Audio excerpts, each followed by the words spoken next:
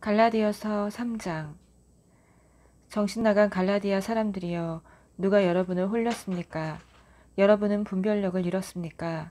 십자가에 달리신 예수를 삶의 중심에 놓지 않고 있음이 분명하니 여러분은 제정신이 아닌 것이 틀림없습니다.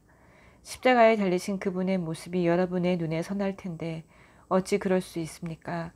여러분에게 한 가지 묻겠습니다. 여러분의 새 삶이 어떻게 시작되었습니까? 하나님을 기쁘시게 해드리기 위해 죽도록 노력함으로써 시작되었습니까? 아니면 여러분이 받은 하나님의 메시지에 응답함으로써 시작되었습니까? 여러분은 이 어리석은 짓을 계속하렵니까? 정신나간 사람만이 하나님께서 하신 일을 자신의 힘으로 성취할 수 있다고 생각합니다. 여러분은 그 일을 시작할 만큼 슬기롭거나 강하지도 못하면서 어찌 그 일을 성취할 수 있다고 생각합니까? 여러분이 그토록 고통스러운 학습 과정을 거친 것이 다 허사였다는 말입니까? 아직 완전히 허사가 되어버린 것은 아닙니다만 계속 이런 식이라면 분명 허사가 되고 말 것입니다. 대답해 보십시오. 하나님께서 여러분에게 자신의 임재, 곧 성령을 아낌없이 주셔서 여러분 스스로는 결코 할 수 없는 일을 하게 하신 것이 여러분의 부단한 도덕적 열심 때문입니까? 아니면 여러분 안에서 그 모든 일을 행하시는 그분을 믿어서입니까? 이 모든 일이 여러분에게서 일어난 것은 아브라함의 경우와 같지 않습니까? 그는 하나님을 믿었고 그 믿음의 행위가 하나님과 올바른 관계를 유지하는 삶으로 변화된 것입니다. 그리스도를 신뢰하는 사람들이야말로 아브라함처럼 믿음의 자녀인 것이 분명하지 않습니까? 또한 성경에는 하나님께서 이방인과도 믿음에 근거하여 올바른 관계를 맺으실 것이라는 사실이 이미 기록되어 있습니다. 성경은 아브라함에게 모든 민족이 내 안에서 복을 받을 것이다 라고 약속하면서 그 사실을 미리 내다보았습니다. 그러므로 이제 믿음으로 사는 이들은 믿음으로 살았던 아브라함과 함께 복을 받습니다. 이것은 결코 새로운 가르침이 아닙니다. 그리고 이것은 하나님을 의지하지 않고 스스로의 힘으로 살려고 하는 사람은 누구든지 실패할 수밖에 없음을 의미합니다. 성경은 이렇게 뒷받침합니다.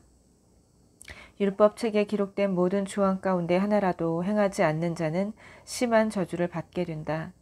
그 같은 도덕적 요구 조항을 온전히 지킬 수 없다는 것은 분명합니다. 그러므로 그런 식으로 누구도 하나님과 바른 관계를 유지할 수 없습니다. 하나님과 바른 관계를 맺고 사는 사람은 하나님께서 마련해 주시는 일을 받아들임으로써 그런 삶을 살아갑니다. 하나님을 위해 무언가를 하는 것과 하나님이 해 주시는 일 속으로 들어가는 것은 분명히 다릅니다. 예언자 하박국이 옳았습니다. 하나님을 믿는 사람은 하나님께서 바로잡아 주신다. 그것만이 참된 삶이다. 율법 준수는 믿음으로 사는 삶으로 자연스럽게 나아가기는커녕 더 많은 율법 준수로 이어지게 마련입니다. 그것은 성경에 기록되어 있는 사실이기도 합니다. 이와 같은 일을 하는 사람은 그 일로 살 것이다. 그리스도께서는 실패할 수밖에 없는 저주받은 우리 삶을 온전히 자기 것으로 삼으심으로 그 삶에서 우리를 건져주셨습니다. 여러분은 나무에 달린 자는 모두 저주를 받은 자다라는 성경 말씀을 기억하실 것입니다. 예수께서 십자가에 못 박히실 때 바로 그런 일이 일어났습니다. 그분은 저주를 받은 자가 되셨고 동시에 그 저주를 푸셨습니다. 그 일로 모든 장애물이 사라져 이제 우리는 아브라함의 복이 지금도 계속되고 있으며 그 복이 이방인에게도 유효하다는 사실을 알게 되었습니다. 우리는 너나 할 것 없이 믿음으로 아브라함이 받았던 것과 똑같은 방식으로 하나님의 생명, 곧 성령을 받을 수 있게 되었습니다. 친구 여러분, 내가 말씀드리는 자유의 삶에 대해 일상생활로부터 한 가지 예를 들어보겠습니다. 어떤 사람이 유언장을 법 절차에 따라 작성해 놓으면 아무도 그것을 무효로 하거나 거기에 무언가를 덧붙일 수 없습니다. 이제 약속이 아브라함과 그의 후손에게 주어졌습니다. 여러분도 알다시피 성경은 마치 일반인 모두를 가리키는 것처럼 후손들에게 라고 말하지 않고 법률 문서에서 쓰는 신중한 용어로 내 후손에게 라고 말합니다. 여기서 후손을 뜻하는 명사는 단수로 쓰였습니다. 그 후손은 다름 아닌 그리스도를 가리킵니다. 내가 말하는 것은 이렇습니다.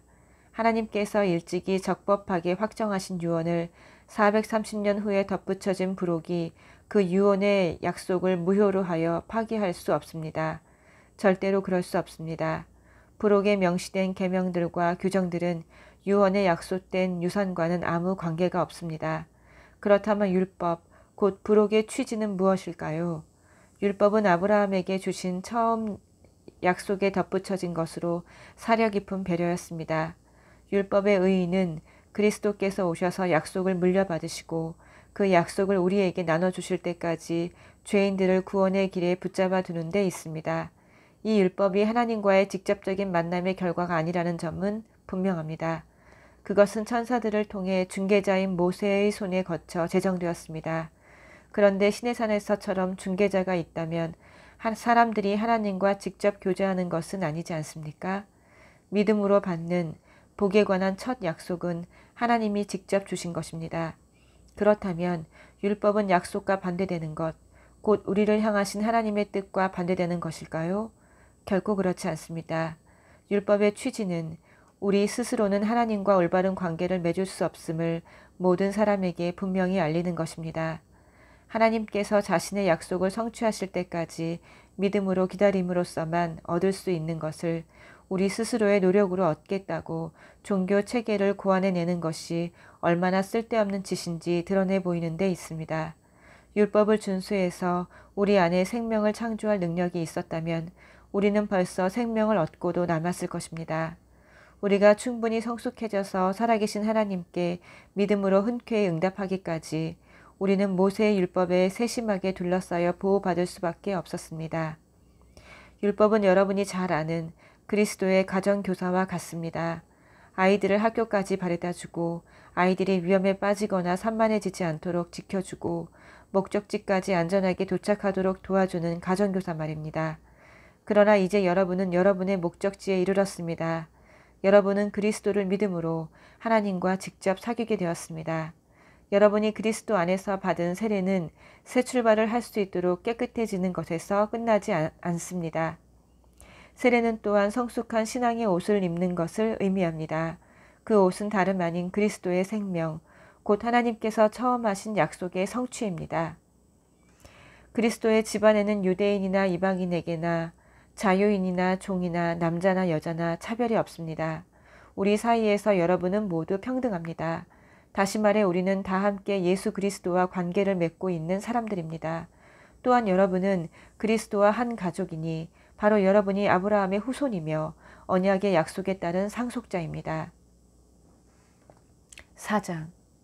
이 말이 무슨 뜻인지 말씀드리겠습니다. 상속자가 미성년일 때는 종보다 나을 것이 없습니다. 그는 법적으로는 모든 유산의 주인이지만 아버지가 정해놓은 자유의 때까지는 가정교사나 유산관리인의 지배를 받아야 합니다. 우리도 마찬가지입니다. 우리도 어릴 때에는 유치한 교훈에 둘러싸여 종처럼 명령을 받았습니다. 스스로 행동을 결정할 권한이 없었습니다. 그러나 정하신 때가 찾아 아버지 하나님은 자기 아들을 보내셔서 우리와 마찬가지로 여자에게서 태어나게 하시고 율법의 제약을 받게 하셨습니다. 그것은 율법에 사로잡힌 우리와 같은 사람들을 건지시기 위해서였습니다. 그 결과로 우리는 자유인이 되어 정당한 상속자의 권리를 누릴 수 있게 되었습니다. 이제 여러분은 하나님의 자녀로 완전히 입양되었다고 자신 있게 말할 수 있습니다. 하나님께서 자기 아들의 영을 우리의 삶에 보내셔서 아빠, 아버지라 부르도록 하셨으니 말입니다. 하나님과 친밀한 대화를 나눌 수 있는 특권을 가졌으니 여러분은 이제 종이 아니라 자녀입니다. 그리고 자녀이면 유산을 완전히 물려받을 수 있는 상속자이기도 합니다. 전에 여러분이 하나님을 개인적으로 알지 못하던 때에는 신성과는 아무 상관이 없는 신들에게 종 노릇했지만 이제는 진짜 하나님을 알게 되었습니다. 아니, 하나님께서 여러분을 알아주셨습니다. 그러니 어찌 다시 종이 호랑이들에게 굽신거릴 수 있겠습니까? 그런데도 여러분은 특정한 날과 절기와 해와 관련된 모든 전통과 금기와 미신을 두려워하며 꼼꼼히 지키더군요. 여러분과 함께 있으면서 기울인 나의 모든 수고가 연기처럼 사라질까 두려울 따름입니다. 사랑하는 친구 여러분, 내가 여러분과 함께 있을 때 여러분의 입장에 서려고 노력했던 것처럼 여러분도 나의 입장에 서려고 노력해 주십시오. 그때 여러분은 참으로 다감하고 친절했습니다.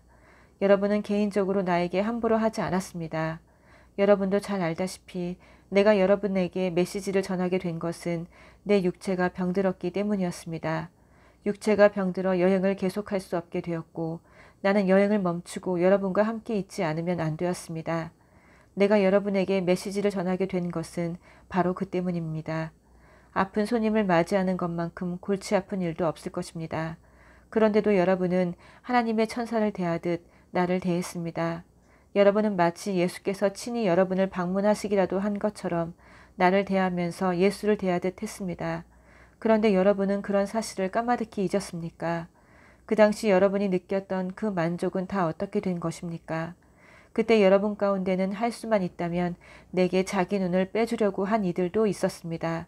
그 정도로 나를 생각한 여러분이었습니다. 그런데 이제는 내가 여러분에게 진리를 말했다고 해서 갑자기 여러분의 원수가 되었다는 말입니까? 도무지 믿기지 않습니다. 저 이단 교사들이 여러분에게 장광설을 늘어놓으면서 아첨을 떨고 있지만 그들은 더러운 동기에서 그렇게 하는 것입니다. 그들은 하나님께서 은혜로이 열어놓으신 자유의 세계를 보지 못하도록 여러분의 눈을 가려서 자신들을 중요 인물로 돋보이게 하고 여러분으로 하여금 자신들에게서 승인과 지도를 구하게 하려는 것입니다. 선을 열심히 행하는 것은 내가 여러분과 함께 있을 때뿐만이 아니라 언제든지 좋은 일입니다. 내가 여러분과 함께 있을 때에는 나라는 사람과 내가 전한 메시지에 관심을 기울이더니 이제는 내가 여러분을 떠났다고 관심을 기울이지 않는 것인가요? 여러분은 내가 얼마나 절절한 심정인지 아십니까? 이 심정은 그리스도의 생명이 여러분의 삶 속에서 드러날 때까지 계속 이어질 것입니다. 나는 지금 상고를 겪는 어머니와 같은 심정입니다. 오 여러분, 함께 있다면 좋겠습니다. 그렇다면 이렇게 좌절감에서 터져나온 냉담한 편지 형식의 글을 보내지 않아도 되었을 테니까요. 율법에 흠뻑 빠진 여러분, 내게 말해 보십시오. 여러분은 율법을 자세히 살펴보았습니까? 기억하겠지만 아브라함에게는 두 아들이 있었습니다. 하나는 여종의 아들이고 다른 하나는 자유인 여인의 아들입니다. 여종의 아들은 인간적인 묵인 아래 태어났고 자유인 여인의 아들은 하나님의 약속으로 태어났습니다. 이것은 지금 우리가 다루고 있는 주제를 잘 설명해 줍니다. 그 두 출생 방식은 하나님과 관계를 맺는 두 가지 방식을 가리킵니다. 그 중 하나는 아라비아의 시내산에서 생겨난 방식입니다. 그것은 지금도 예루살렘에서 계속되고 있는 것과 일치하는 삶, 곧 끊임없이 종을 만들어내는 종의 삶입니다. 바로 하갈의 방식입니다.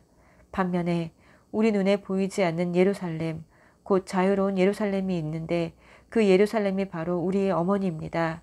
이는 다름 아닌 사라의 방식입니다. 이사야가 기록된 것을 기억해 보십시오. 즐거워하여라. 아이를 낳지 못하는 여인아. 환성을 울려라. 상고를 겪어보지 못한 여인아. 아이를 낳지 못하던 여인의 자녀가 선택받은 여인의 자녀보다 훨씬 많기 때문이다. 친구 여러분, 여러분은 이삭과 같은 약속의 자녀라는 것이 분명하지 않습니까? 하갈과 사라의 시대에는 부정한 묵인 아래 태어난 아이 이스마엘이 신실한 약속으로 성령의 능력으로 태어난 아이 이삭을 괴롭혔습니다. 여러분이 지금 예루살렘 출신의 이단자들에게 괴롭힘을 받는 것은 바로 그런 일에 되풀이 되는 점이 분명하지 않습니까? 우리가 어찌해야 하는지 성경은 이렇게 말하고 있습니다. 여종과 그 아들을 내쫓아라. 종의 아들은 자유인 아들과 함께 상속을 받을 수 없기 때문이다. 그렇다면 분명하지 않습니까? 우리는 여종의 자녀가 아니라 자유인 여인의 자녀입니다. 아멘.